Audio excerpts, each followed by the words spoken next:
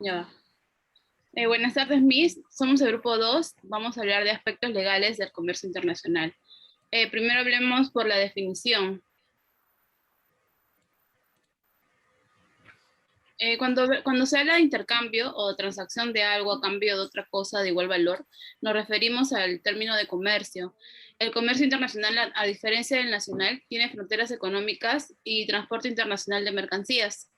Pero tampoco debemos olvidarnos que uno de los aspectos más importantes en el comercio internacional es el aspecto legal. Los aspectos legales en sí lo forman un conjunto de ordenamientos a los que se sujetan en las operaciones del comercio exterior. Siguiente.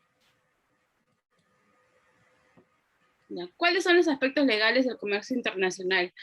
Se pueden dividir en dos aspectos. El primero son los ordenamientos internacionales, que son los que conforman los tratados de libre comercio y también son los pactos de complementación comercial y económica que tienen los países para impulsar y mejorar su comercio internacional. Siguiente, por favor. También tenemos los ordenamientos nacionales. Ya. Los ordenamientos locales, que por su parte regulan las operaciones comerciales dentro de los límites de un país. Por lo tanto, su alcance es estrictamente local. Estos se pueden dividir en 5, que primero son las leyes operativas, las cuales regulan la entrada y la salida de mercancías a un determinado territorio, estableciendo un marco legal a cumplir en términos aduaneros, en lo que son de transporte, de medición, etc. También tenemos las leyes administrativas, las cuales regulan aspectos como facilidades y promoción de comercio. Después tenemos las leyes fiscales, las cuales regulan la captación del impuesto al comercio exterior. Los decretos, los cuales son administrativos promovidos habitualmente del Poder Ejecutivo, es decir, el presidente de los países republicanos o su equivalente.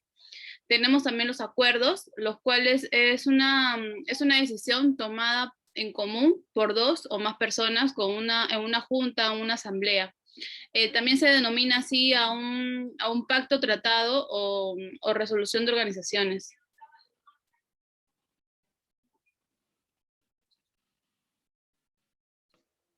Yo voy a hablar acerca del transporte aéreo, de los aspectos legales.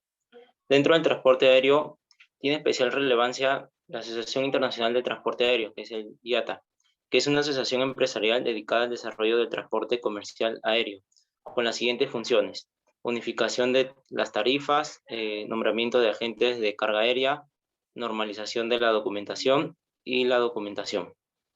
El contrato de transporte en el transporte aéreo es el conocimiento aéreo. Este no es un título valor de la mercancía y por tanto no puede ser endosado. Lo utilizaremos como prueba del contrato de transporte, recibo de entrega de las mercancías, certificado de seguro cuando este fue contratado por la propia compañía aérea. Siguiente, por favor. Transporte marítimo. Aspectos legales. Según la Convención Internacional para la Unificación de ciertas reglas en materia de conocimientos, conocido como reglas de la Haya, se considera como contrato de transporte aquel comprobado por un conocimiento de embarque, así como también el conocimiento o documento similar extendido en virtud de un contrato de fletamento, a partir del cual rigen las relaciones del transportador y el tenedor del documento. Las relaciones entre el usuario y el porteador no deben verse en forma aislada, ya que al acordar términos y condiciones del contrato de compra-venta internacional, los Incoterms determinan el significado de ciertas cláusulas de transporte utilizadas en el comercio internacional.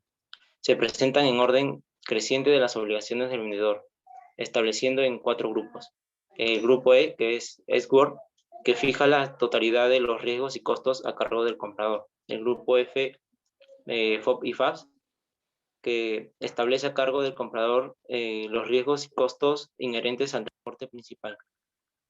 El grupo C es el CFR, CIF, CPT y CIP, que establece los costos del transporte principal a cargo del vendedor, mientras que los riesgos inherentes a dicho transporte recaen sobre el comprado.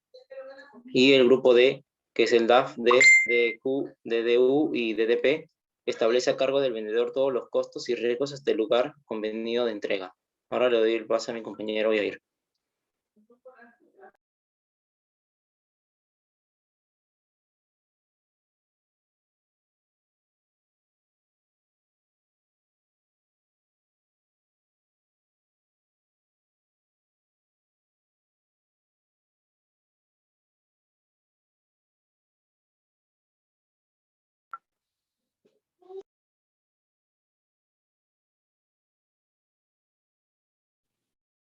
Yair.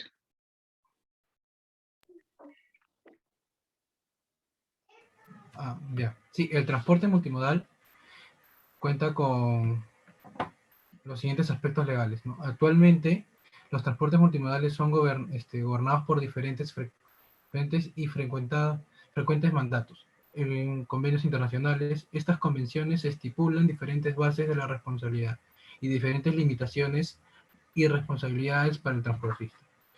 Ellos también tienen una capacidad de emitir un documento de transporte multimodal por el transportista y el capitán, ¿no? Que es considerado el apoderado de la carga. El transporte terrestre, ¿no? Sus aspectos legales es, bueno, en este caso, es el porte de mercancías que ampara una carta porte internacional por carretera y manifiesto de carga internacional, que realiza el transportista autorizado en vehículos habilitados en una unidad de carga.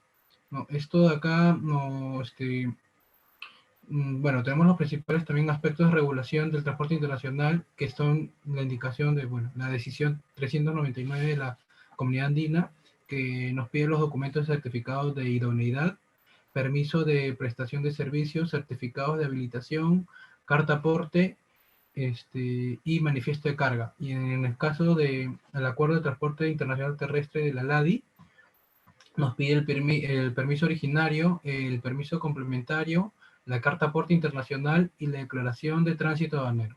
Eso es todo. Gracias.